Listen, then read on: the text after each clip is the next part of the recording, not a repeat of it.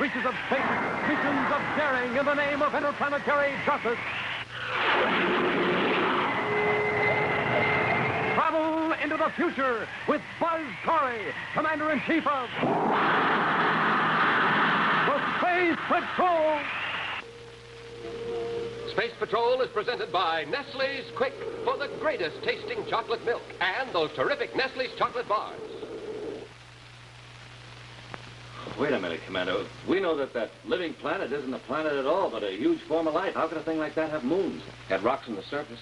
Yes, sir, but they were alive. They were actually living things that... Wait a minute.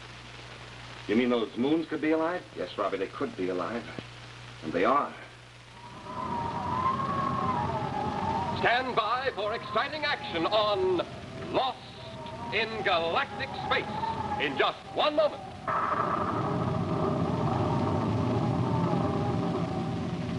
Say, what's going on in my galley? Genius at work, huh? We'll soon see. Oh, so you're the genius, Hap. Mind telling me what you're up to? Oh, hi, George. Oh, no, not at all. I come in here for a little peace and quiet. I can think better in here, you understand? Oh, sure, I understand. It wouldn't have anything to do with the fact that we always have a big supply of Nestle's Quick in the galley, too, would it now? Well, now that you mention it, I guess that is part of it. You know, Quick helps a man to think. It's sort of a pick-me-up. Or better yet, a quick-me-up. Yeah, you get it? I get it. And Space Patrollers everywhere get the richest, most delicious, most chock-full of chocolatey milk in the whole universe. Nestle's Quick. Make you another one, Hap? Gee, I wish I had time, George, but I gotta get going. Save some of it for me, though. I can always use a quick-me-up. Well, how about it, fellas and girls? How would you like a quick-me-up with delicious Nestle's Quick? It's so easy, it really makes itself. Look, first, pour yourself a big glass of cold milk. Then, drop in 2 spoonfuls of Nestle's Quick, like this. Stir it a little, and it's completely mixed, ready for you to drink and enjoy. So, get the big brown and yellow can that says Nestle's Quick. That's Q-U-I-K, Nestle's Quick. Oh, and say, be sure you have pencil and paper ready for a very important announcement about the cosmic rocket launcher later in the show. Well, here's to you.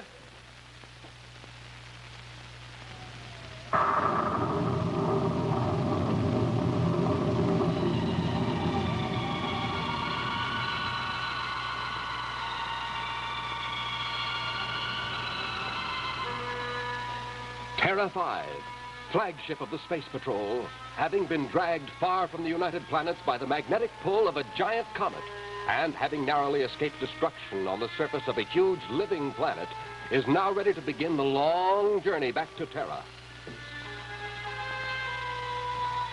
But the passengers aboard the battlecruiser are faced with the realization that they do not even know in which direction the United Planets lie.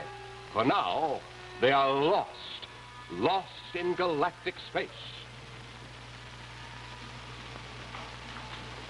Nothing out there looks the least bit familiar to me.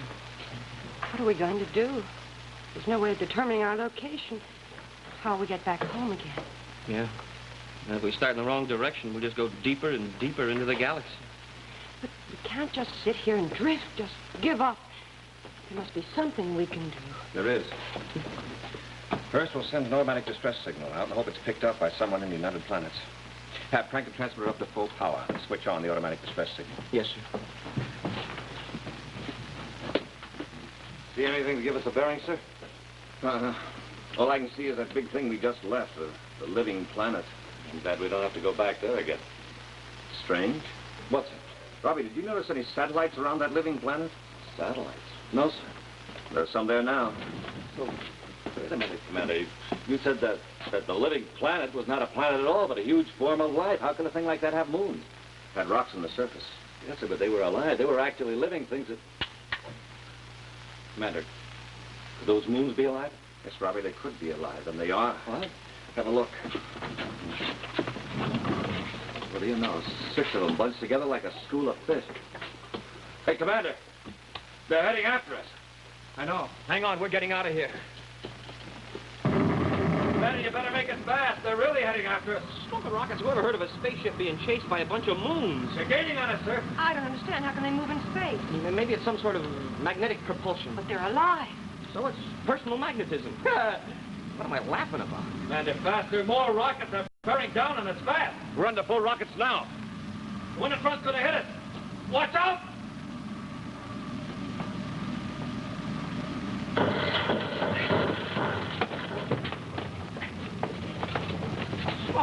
thing really hit us. It's trying to break us in two. Many jolts like that will. Here comes another one. Maybe we can outmaneuver them.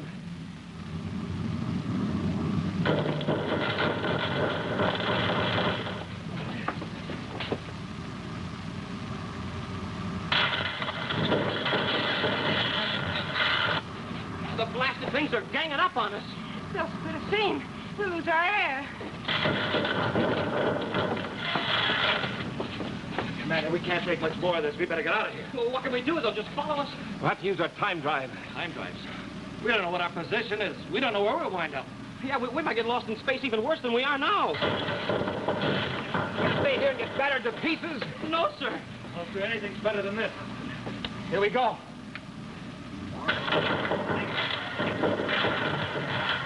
Hey, don't tell me those things can outrun the time drive. Wait till we pick up speed.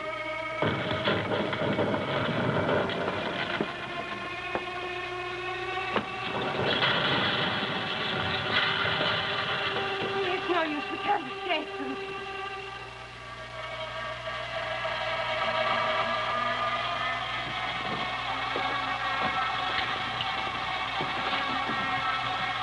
Can you see them, Commander? Yes. But we're leaving them behind.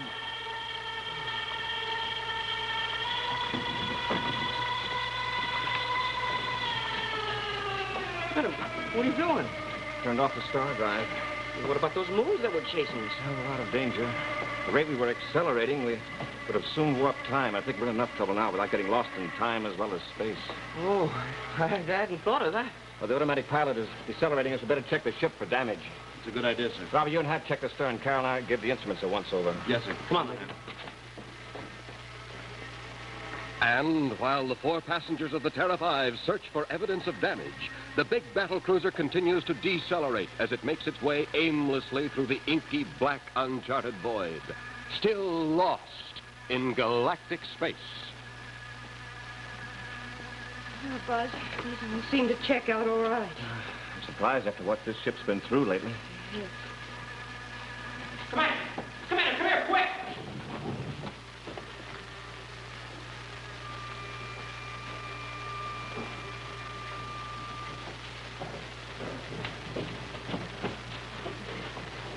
What's the matter, Hap? Over here, Commander. I heard your call, Hap. What's up? The air purifier. It's not working. As a matter of fact, it hasn't been working for quite some time. You're right, Happy.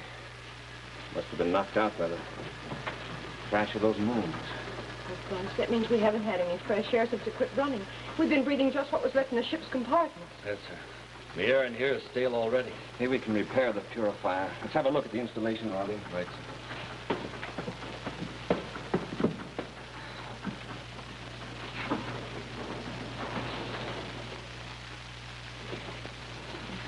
Happy, what's going to become of us? Wish I knew, Carol. I'll admit it doesn't look too good for us. Couldn't be worse, and you know it. Well, that didn't take long. To fix it, you mean? No, to find out the air purifier's been smashed beyond repair. Oh, no, Buzz. No more oxygen. Is that it, sir? Just about, Happy. Commander, what about the oxygen in the spacesuits? That'll help a little. Hey, that's right. There's 3 spacesuits. That means 3 bottles of oxygen. Oh, we can seal off the control compartment and use them in there. Look! Smoking rockets. The ship has been cut in 2.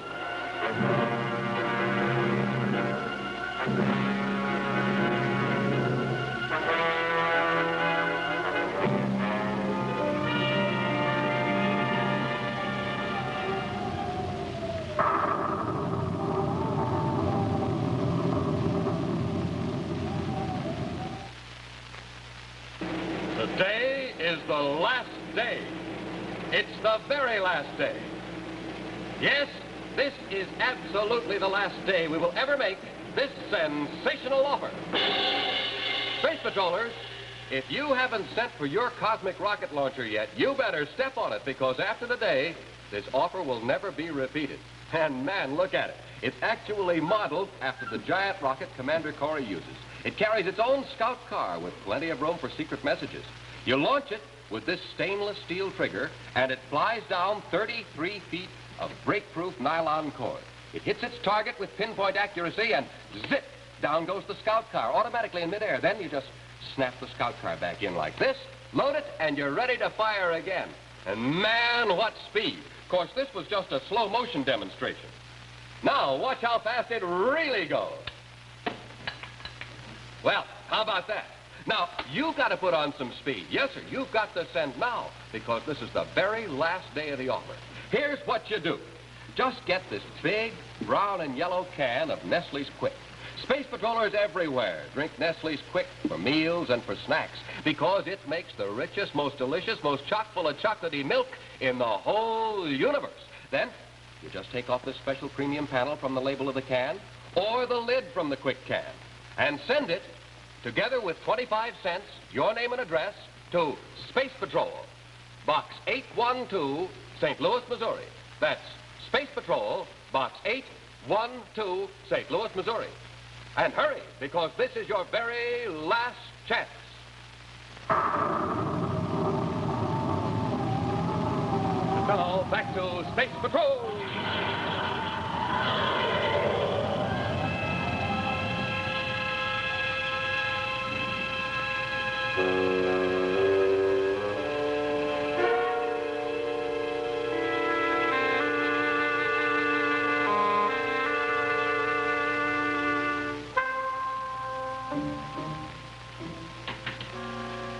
See it? But I don't believe it. It's impossible. Sure, it's impossible. If we were really exposed to outer space like this, why, we'd all be dead. There's no atmosphere in outer space. And there's no... Hey, Major, come to think of it, why aren't we dead? You got a point there, Hap. Here we are standing, looking at outer space without any protection, and we can still breathe. And it's the same stale air as before. Maybe we're just dreaming that all this is happening. Some dream. It's more like a nightmare. Buzz. Yes. But are we dreaming? This can't actually be happening, can it? It's not a dream, Carol. It's happening, all right, but I'm not quite sure just what is happening. There's the other half of the ship over there. The forward section. I hate to remind you of this, but the spacesuits and the oxygen bottles are in that forward section. Smoking rockets, that's right. And the air's getting awful stuffy in here. Can't last too much longer. Can if we can get those oxygen bottles. How can we do that, sir? Walking into that compartment and getting it. Buzz, you're not serious. The ship's cut in two. On the contrary, I don't think it is. Sir, I don't want to contradict you, but we can see both pieces. All right, you say we can see that the Terra 5 is cut in two. Yes? Now, look here. Now, what do you see here? Well, it's a container full of water. Now, what do you see? Your finger in the water. Now, look through the side of the glass of my finger, and what do you see? That looks like your finger's cut in two. Hey, you mean we just think that the ship is cut in two, and actually it isn't? Yes, Happy. My finger appeared to be in two sections because the water in the container was bending the light rays. Yes, sir, but how does that account for the ship appearing to be severed? Space warp. Space warp? Well, what causes that, sir? Probably a tremendous amount of energy given off by the huge suns in the outer galaxy, bending space itself, folding it over itself, just like the water in that container was bending the light rays. Well, it could account for the fact that we're standing here alive. It's just an illusion. It's also just a theory. I could be wrong. Well, how are we going to prove your theory, sir? By walking straight ahead out of this compartment. Buzz, you can't do that. You'd walk right into space. My theory's right, Carol. I'll be walking right into the forward section of the ship. But it might be wrong. You said so yourself. You'd be killed. You can't take the chance. Seems to me there's no choice in the matter. Can't stay alive in here much longer without oxygen. Yeah, it is getting kind of stuffy and hard to breathe, but... Well, Commander. Yes, sir? Let me try it. No, sir, let me... Now, wait just a minute. I may not be sure of this theory, but there's one thing I am sure of. There'll be no more discussion about this. Oh, but Commander, thanks for offering. Both of you... He's gone. He just disappeared. Buzz, why did you do it? All right, wait a minute. Look, you two. You might have made it. Sure, maybe he did it that. Yeah, there's nothing to worry about. He's probably in a forward section right now, safe and sound. Maybe he'll call us on the spaceophone. Sure. Sure, that's what it'll do. As soon as he gets into the cockpit, he'll let us know. Any second now, we'll be hearing his voice. Yeah, you're right, Hap. All we have to do is wait.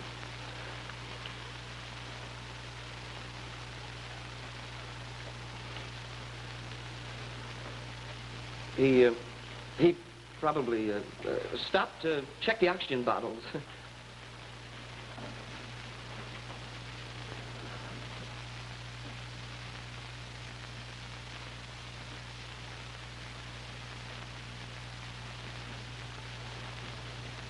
Oh, why don't we admit it? He's gone. Why do we stand here trying to Oh, now, look, Carol, take it easy. Hey, let's smoke the rockets.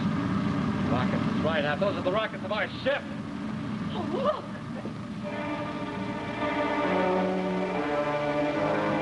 Did you see what I saw? Don't know, Hap. I sure hope I do.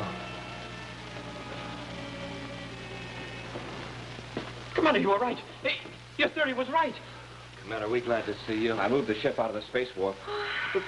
Carol, I guess seeing you was too much for her, Commander. She really thought you were a goner. It's part of it. It's the foul air in here. Pat, get the spacesuits. Yes. Let's get her forward, Robbie. Yes, sir.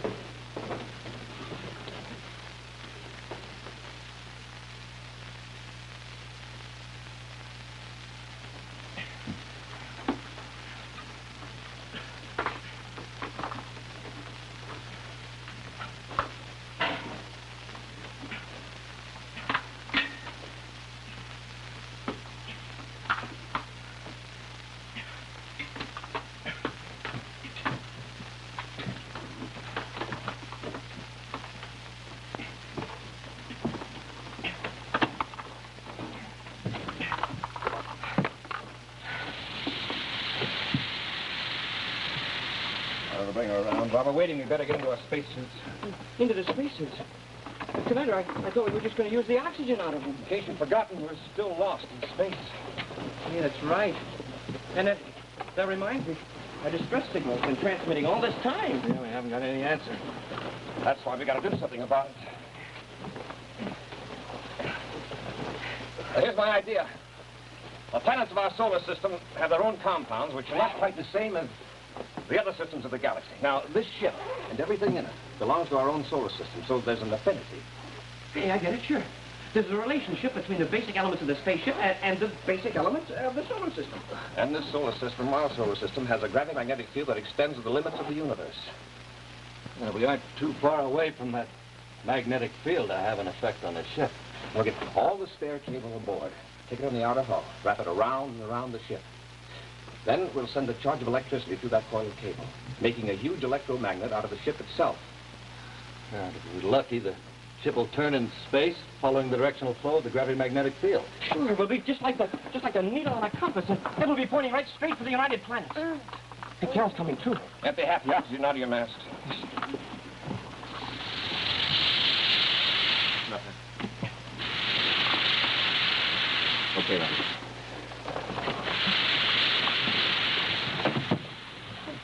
What's going on?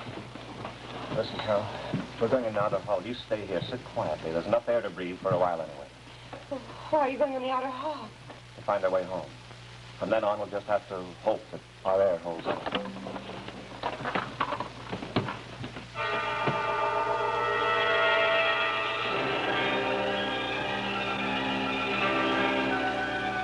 Feverishly, the three space patrolmen set to work, racing against time and their dwindling supply of oxygen. For this is their last chance.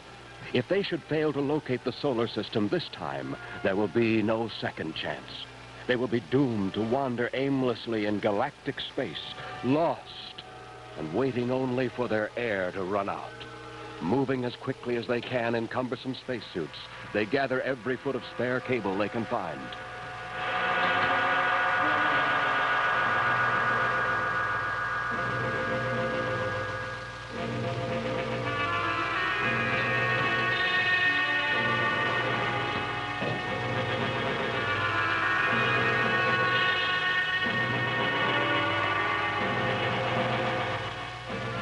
Soon they finish dragging the heavy cable through the hatch and onto the outer hull, and begin the tedious job of coiling the cable. round and round the hull of the big battle cruiser.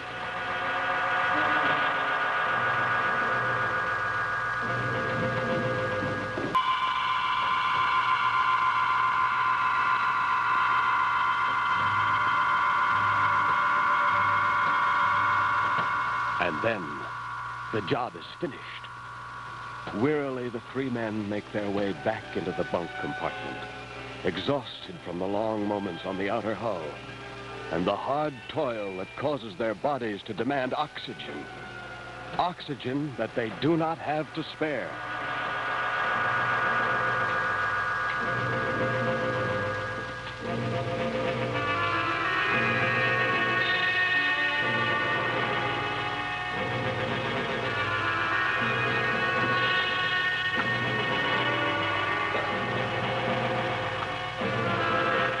Their work finished, they re-enter and seal off the bunk compartment, grateful for the opportunity to rest and conserve their energy, and most of all, to save their precious oxygen.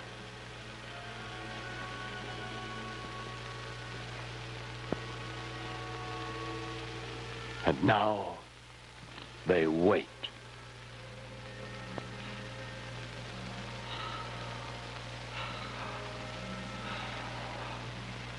Buzz, Yes, Carl. do you think we have a chance? I've been watching the star through this port. If it suddenly moves out of sight, it'll mean that our ship is being turned toward home. Like the needle of a compass.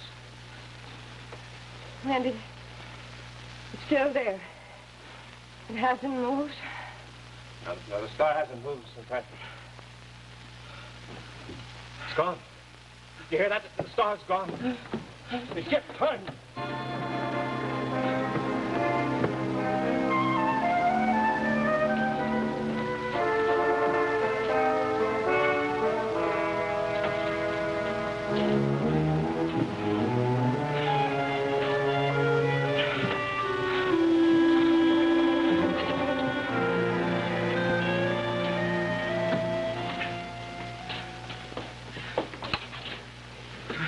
Commander-in-Chief, do you think we can make it without any air?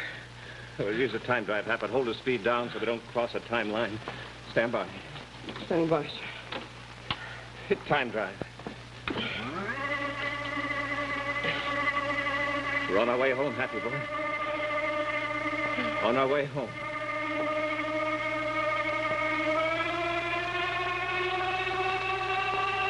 Like a faithful servant, the battered and worn Terra 5 swiftly knifes through the void, gathering speed rapidly as it carries its weary passengers back to the United Planets. With the speed of a streak of lightning, the battle cruiser crosses the millions of miles of space. And then, inside the boundaries of the United Planets, the automatic relays cut off the time drive and the ship decelerates. Space Patrol Scout Ship 2V34 to Terra 5. Distress signal received and acknowledged. Have computed your position in galactic space. Will now transmit coordinates. Stand by. Hey, somebody picked up our signal after. It's several hours too late. Commander Corry to Scout Ship 2V34. Message received, but don't bother to send coordinates. We're already back in our system. Commander Corry, we're just about giving you up for lost. What happened? It's a long story. Well, let me tell them, Commander. It's too fantastic. They won't believe it. Oh, they'll believe me all right, Commander. With my memory of what almost happened to us, I'll really sell it. All right, go ahead, but they won't believe it. Listen, this is Cadet Happy. Now, look. Believe it or not, we were captured by a great big comet that dragged us clear out of the system. And we landed on a living planet. Well, that is, it wasn't actually a living planet. You see, it was, a huge living body out in space as big as a planet. And it had a bunch of rocks on this planet, and they were alive, too. You see, and just before this planet swallowed us, ship and all, we blasted off and got away. But then the children of this living planet, they took off after us, and they almost beat us up. But we managed to get away, and we wound up in a space warp with our ship cut in two. Lieutenant, stand by to blast off for Terra 5. It's an emergency. Cadet Happy's delirious. He's talking out of his head. We gotta get there quick. They believed you, all right. Oh, yes, they'll believe me. I'll really tell it.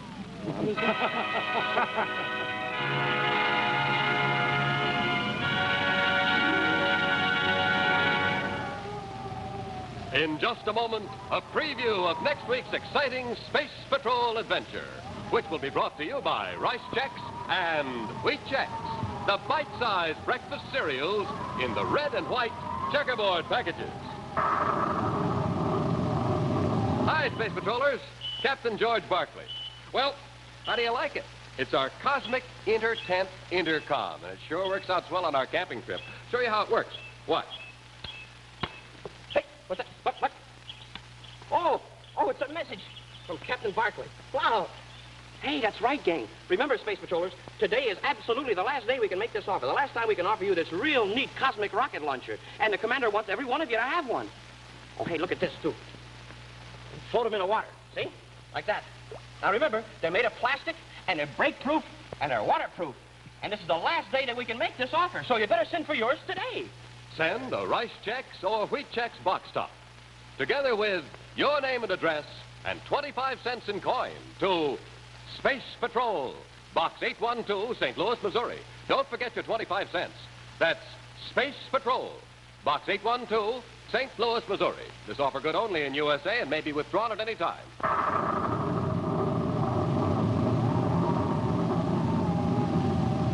And now, a scene from next week's exciting adventure, The Hidden Treasure of Mars.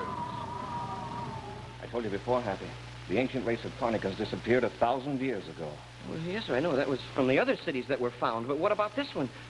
Smoking rockets, imagine finding people that were living underground on Mars. People that are 1,000 years old. Be sure to see what happens when Buzz and Happy enter an ancient underground city on Mars and find themselves forced to search for the hidden treasure of Mars. Next week on Space Patrol.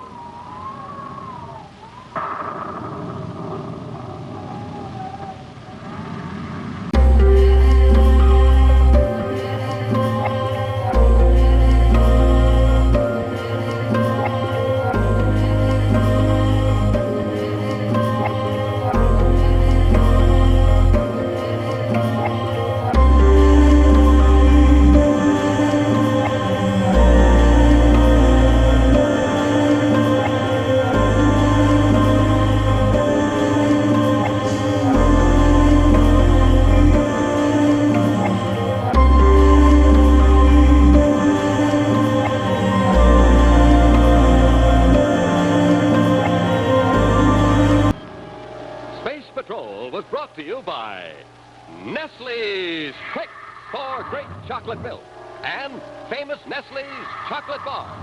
Remember, N-E-S-T-L-E-S. Nestle's makes the very best chocolate. Be sure to hear Space Patrol on ABC Radio every Saturday. Consult your